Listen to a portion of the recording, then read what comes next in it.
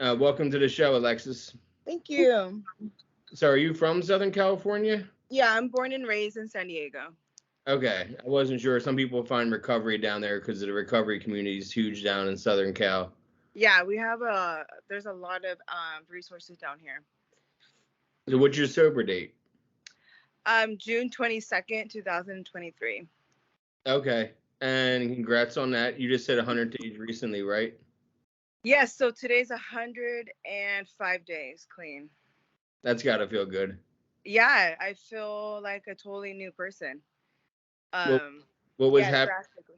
What was happening June 21st of 2023?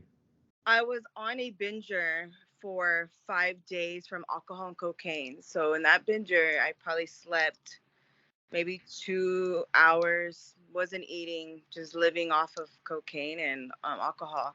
So I had a anniversary party that Saturday, and the binger started there. And then by that Wednesday, my husband was like, "That's it," and he pretty much gave me an ultimatum: either I go to rehab or he was going to take the kids and leave. Um, so at first, I went for my husband and my kids to get sober, but now I'm doing it for myself. Which is good. That's why it's working, is because you are doing it for yourself and not for Yeah, someone else. it was 5 years of this addiction. I was just gonna ask. So, you're born in Southern California. Parents still together?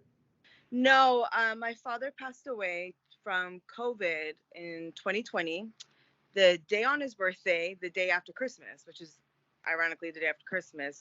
That's when my addiction spiked up. I had already been doing the bingers of alcohol, cocaine, but that was my father's death was very traumatic for me, very emotional for me. I literally just wanted to die.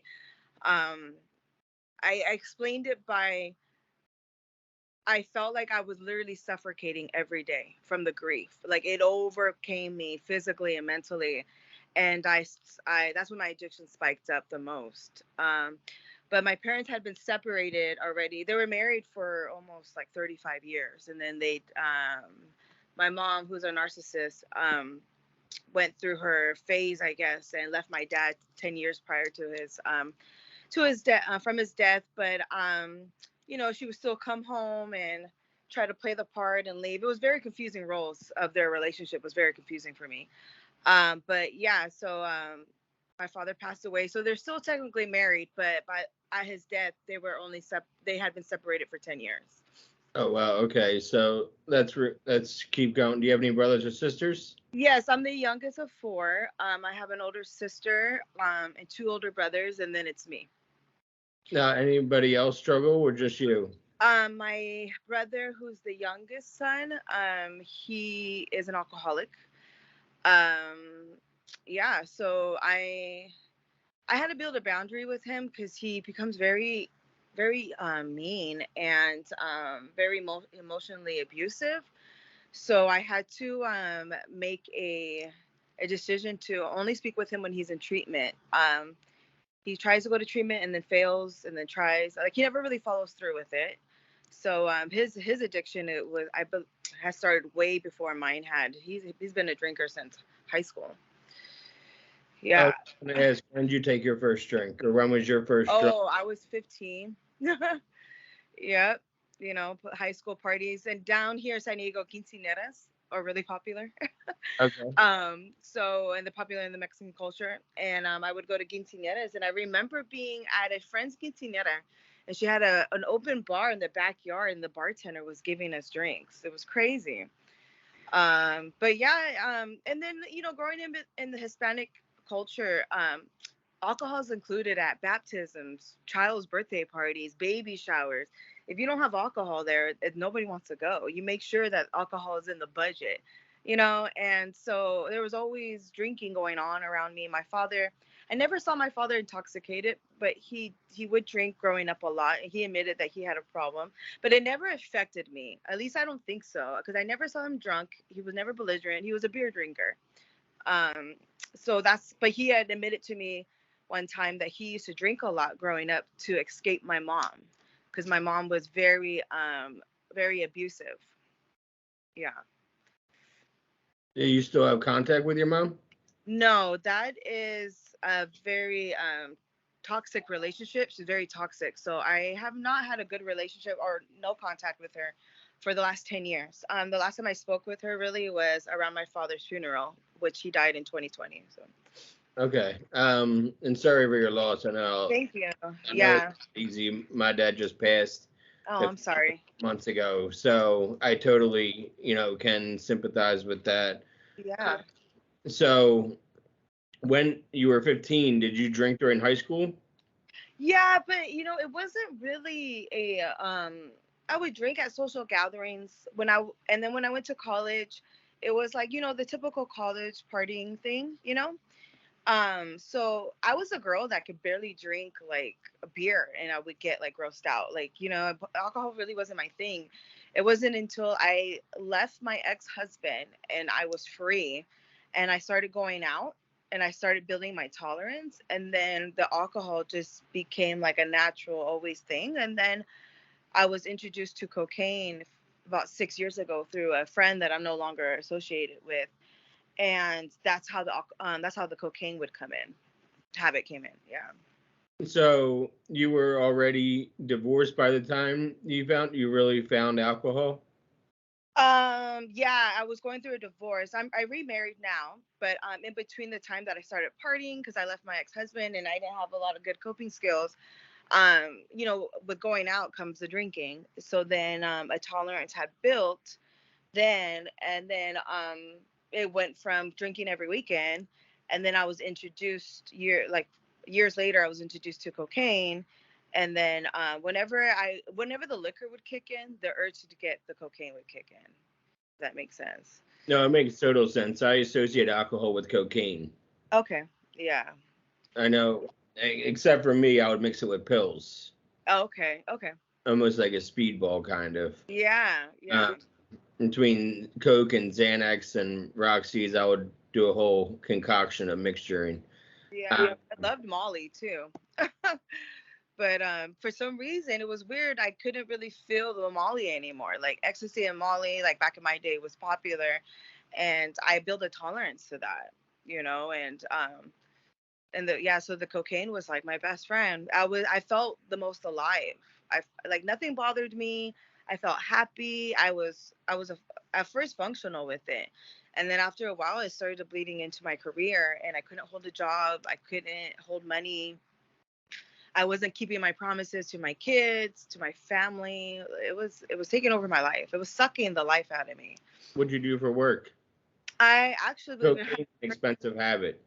Yeah, so I my husband makes pretty good money, but I'm a social worker, case manager for in the mental health field. So Uh, what was funny was I was living this double life where I was sending patients who had a drug problem to rehab. I was sending their referral, I was getting them ready, and I myself was an addict. So the rehab that I went to, I knew to call that. I had like this epiphany when I was high as shit one night that I was done and I wanted to go to rehab. And I knew that rehab would answer in the middle of the night because I used to send my patients to them. And I called them, and thank God they answered. And they took all my information in the middle of the night, also with a friend helping me, encouraging me. And I was able to leave to rehab the following morning. And it was in Anaheim, which is about 2 hours away from San Diego, by Disneyland. yeah. Yep, I've been out there. I actually got Oh, sober in LA. oh, okay, cool. Yeah, so I ended up going to rehab to Anaheim Lighthouse. The plan was to stay for 30 days, but my insurance cut me off, so I was able to be there for 2 weeks. And then before I left, I got enrolled in outpatient, which I do Monday. It's an outpatient for rehab. It's Monday, Wednesday, and Friday, which I had this morning. It's group therapy, and Mhm. then I also do individual therapy once a week for trauma. Had a lot of trauma with my mom. She was very physically and emotionally abusive growing up. So that totally fucked me over and how to handle stress and always on that fight or flight, always trying to read the room, not trusting people. My mom taught me that at an early age. My mom taught me to not respect myself because she would physically abuse me. So I never learned into rehab. The reason why I was allowing myself to put all these bad chemicals in my body, it was because I was never taught to respect myself or to love myself. At what age can you remember the abuse starting? As early as I can remember. As early. I don't have any memories where there wasn't abuse. The last time she tried, I was actually in my 20s with my daughter in front of me, and I fought back. And I got kicked out of the house temporarily because I fought back. And she told everybody that I attacked her, and she has a way of manipulating people. She's a narcissist, and so forever I always felt like I was the bad guy because everything was always Alexis's fault. And it wasn't until I started taking therapy and I got out of the house and I started to become an adult myself, I started to realize that, yeah, I made mistakes, but a lot of this shit was not my fucking fault. Like one of the last times I spoke with her, she was like, "Oh, you didn't even get hit that hard. Maybe I should have beat you harder." Like, these are the kind of fucked up things that your mother, who you put all your trust and love and support into, they're supposed to teach you how to live life, is fucking up that role. So it's like it's almost like someone spins you in a circle and then throws you into the real world. And it's like, good fucking luck. Like, what the fuck do I do with that? So I carried a lot of anger, I didn't have a lot of intelligent maturity at all. I took everything personal. I always felt like everyone was out to get me. So now the first time in my life, I resigned from my job.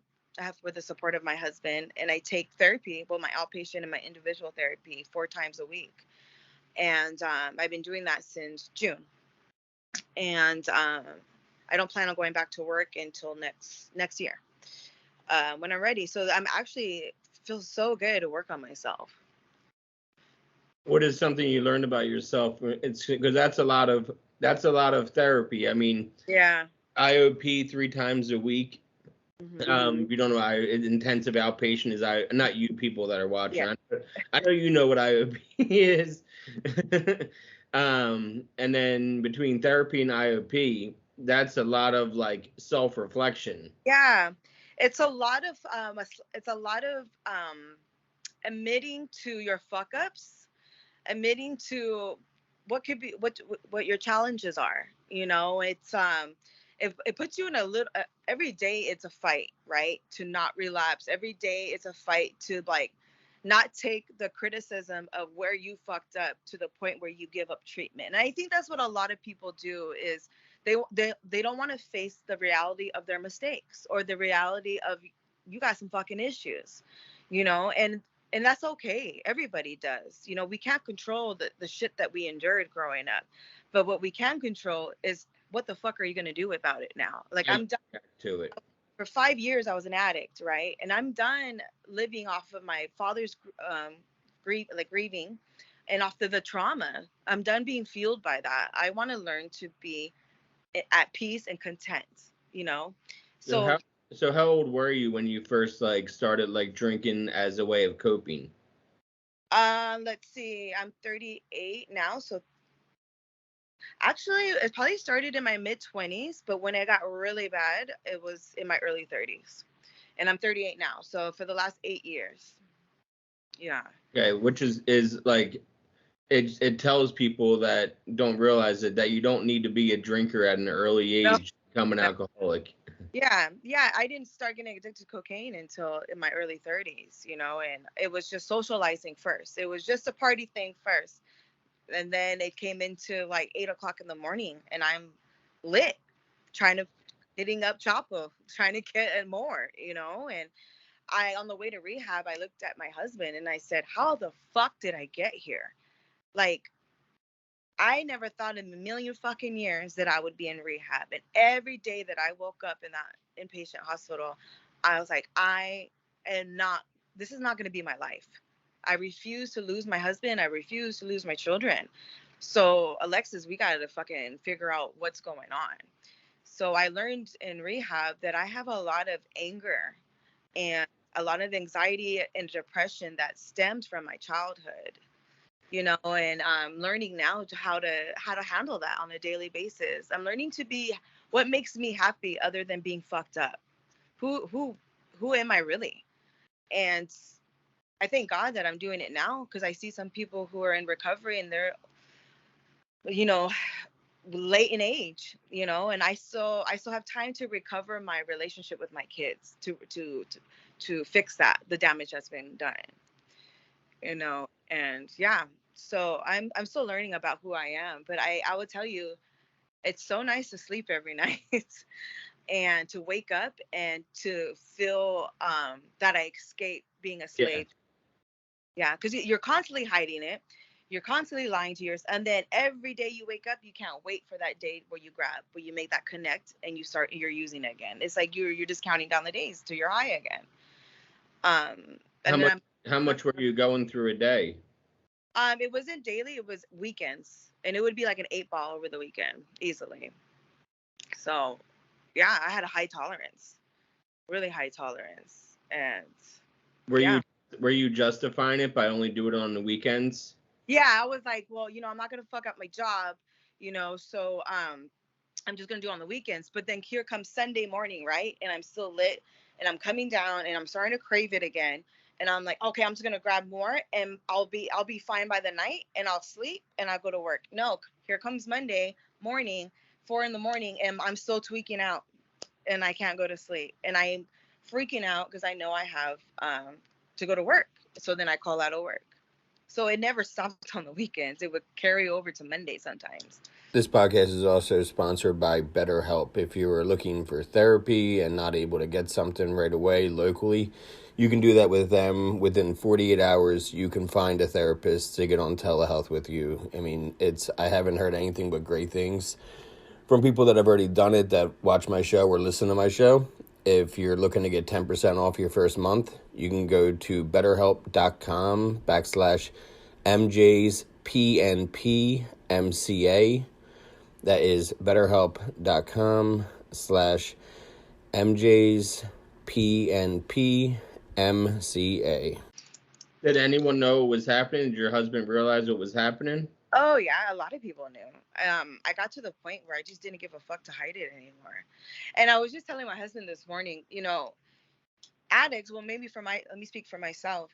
I knew I had a problem. You know what I mean? I would be an idiot to not think I knew I had a problem. But you get to the point that you don't care that you have a problem. Like the drinking puts like this blanket of ignorance over your face, this blanket of like, I don't give a fuck anymore, where you don't care who you're hurting. You become so selfish and numb to your surroundings. I was forgetting appointments for my kids. Wasn't taking care of myself. I'm usually one that's always in the gym. I was never going to the gym anymore. Now I make it a point. I go 4 times a week because that's part of my therapy. But it was bad. And yeah, you lose yourself and you forget who you are. How old are your kids? I have a 16-year-old daughter and a 10-year-old son. Okay, and so they've seen the worst in you, and now they're seeing you sober. Yeah, they're happy. Oh, I'm sure they are. I'm sure the 16-year-old definitely is, because Yeah. at 16 you're more aware of what's happening. Oh yeah, she would, when she knew I was drinking, I was trying to hide it. She would go to her room and close the door because she didn't want to be around it. So I got to the point when I realized, I used to take pride in myself, like, oh, I don't put my hands on my kids, like I'm nothing like my mom. But then I realized, well, shit, I'm not fucking hitting them, but I'm still some way abusing them by exposing them to this shit. So it's like, you're no better, Alexis. And that's what's hard about recovery. It's like I have moments where I start crying because the guilt of what you did starts to kick in. But you have to face it. You have to go through it in order to get over it. Yeah, you got to see the forest through the trees, I think that expression is. Yeah, and I want that guilt because that's what keeps me like, fuck no, I'm not going to do that again. You know what I mean? You got to feel that pain because it's a reminder of what you don't want to do again. Were you sneaking off to the bathroom to do coke, or were you openly doing it?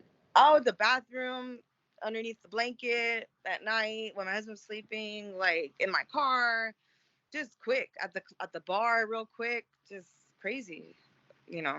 Yeah, because and in that time you never thought you had a problem with cocaine?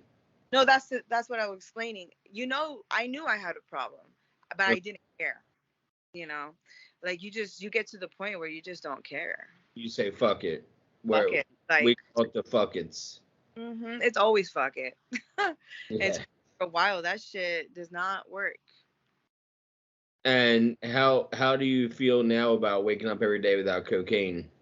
I feel great. I feel alive. I feel like I got my life back. I'm still working on a lot of the trauma that I have. So working on that, but I feel great. Did you have any other trauma besides your mom? Yeah, there were some issues amongst my daughter that I'd rather not speak on, but so I would carry that, and yeah, it's just, like sometimes I always felt like my life was never meant to happen because bad shit would always happen to me. Like I could never. It's like I felt like I could never be happy because the universe somehow was aligned where I would get fucked over, and so that was another part of my depression and like why I would use, because I just didn't you don't give a fuck after a while. Are you first generation No, Mexican American? my grandparents were born here. Okay. Yeah, I yeah. wasn't sure because being so close to the border, I wasn't sure if like not that I know that you didn't grow up there, but I wasn't sure if your parents or anything. No, And um, is there any part of you that wants to try to like rebuild that trust with your mom now that you're sober? no, that would have to be a totally different long story. There's so much to that I've learned now to come to terms that having a mother-daughter relationship is not in the deck of cards for me. Sometimes I do get a little sad when I see my friends have such a good relationship with their sister and their mom and their brothers. I have just come to terms in my life knowing that that's just not part of my life, and I closed that chapter and I moved on from it, because I've tried many times and it's not gonna work. And how's your relationship with your sister and other brother? My oldest sister, that's non-existent as well. She has a lot of hatred towards me, and somewhat vice versa. Her way of thinking is just like my mom, so that's not there. My oldest brother kind of stopped talking to me when I relapsed the first time. He said, "You made your decision." And then my other brother's an alcoholic himself, so there's distance there as well. So it's a lot of turmoil. There's a lot of dynamics in the family. Well, to have a relapse, how long did you? When was the first time that you tried getting sober to where you had a This relapse? was actually October of last year, a year ago. I went into inpatient. I called my oldest brother, and I was like, I need help. I came, I had like all of a sudden this clarity, like this moment where I was like, okay, I need help. And I went inpatient for 3 days, and since I'm a social worker that worked in inpatient hospitals, I knew how to bullshit to get out of the hospital and to convince the psychiatrist that I didn't need inpatient. So I got out. 3 days later, I was sober for probably 2 months, and I thought I could handle my drinking again. And I started drinking, and it just took off from there. So my oldest brother, when he found that out, he chose to separate himself from me. So he doesn't really know the progress I've made now. I mean, maybe that will change, but I mean, right now I just have to focus on myself and my kids and my husband. So. That makes a lot of sense. So, I mean, how long did that binge? So you got sober last October. You were sober for November, December. Was it the beginning of the new year when you started drinking and using again? About February. Okay. Was there what made you think that like I can try this as a normal person? Because that's what addicts do. They bargain. And it's part of, I learned in recovery that relapse is part of recovery. It happens. But yeah, like I was in denial still. Like once you come down from the chemicals, you start to regret reaching for help when you're not really ready to get help. And I was like, when I was high and drunk, I was like, oh, I'm ready to get help. And then once everything came down, obviously I wasn't really ready. And I lied to myself like, oh, I could handle it. No, I went right back to the same behaviors I was doing. Yeah, I had a guy on that was getting high during a commercial for rehab. Like the commercial was on TV in the background about this rehab that you can go to as you snorting cocaine. Mm-hmm. That's when he had like an epiphany of like, maybe I need to stop this shit. Yeah. Maybe I'll check out that rehab that they're talking about on TV. Mhm. And that was back in the 80s when that was happening with him. He had a wild story to begin with. I've talked to many people that have some really similar things where they had childhood trauma catch up to them in their 20s to where they were drinking to numb and not drinking to have a good time. Yeah. Yeah, that's what it came down to. Like, I would black out all the time, and my friends wouldn't even notice because I was literally walking around hosting parties, blacked out, and I had no memory of anything. You know, it Was was it you hosting a party as a justification to drink? yeah. I mean, why not? You know, it came so natural to me. Like the sun came up, let's go drink. You know, like that's your life revolves around it. You know, and that's what I realized now that society makes alcohol so normalized now. Like, hey, the baby was born, let's celebrate by having a drink. You know, and I think now, like, why do we come to that conclusion that we just jump to alcohol now? Like, why celebrate with alcohol? You know, and it's in commercials, it's on social media. You know, so it's like I alcohol. I have to stop the ads. I Mhm. would get the ads for beer in Uh-huh. like Instagram or Facebook, and I eventually started reporting the ads saying I don't want to see this on my feed anymore. And Yeah, eventually they stopped. But I was getting all, and I think it's because my platform we talk about alcohol a lot, yeah, and I think they were trying to thinking not to get me drunk again, but like, oh, they drink. He mentions alcohol, so here's some ads for alcohol. And it was I've never seen so many ads for alcohol as I saw. Maybe it was just me noticing. I don't know. hmm Maybe they've been there the entire time, but it's definitely not something I noticed, early in addiction or anything like that. yeah, yeah. And social media is a lot more. I mean, when I got sober it was 2018. Oh, nice. Um, well, my sobriety date changed to I'll have 4 years on Leap Day. Oh, okay. So I quit drinking on Leap Day in 2018, but my using from drugs is 2018. I told myself I could drink again. The Yeah. same kind of thing.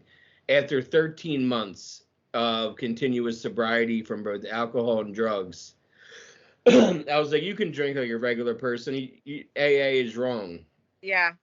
And I went out and I bought a 6 pack and I drank 4 of them. And I said to myself, look, I'm not an alcoholic because I could put down the drink and not finish the entire 6 pack. hmm And it's the lies that we tell Yeah. ourselves. The bargaining for Yep. sure. And I drank for 9 months. Yeah. And I was watching myself every day hmm to make sure that I wasn't drinking as an alcoholic. If I had a bad day, I wouldn't drink because, in my opinion, if I would have drank, then I would be an alcoholic.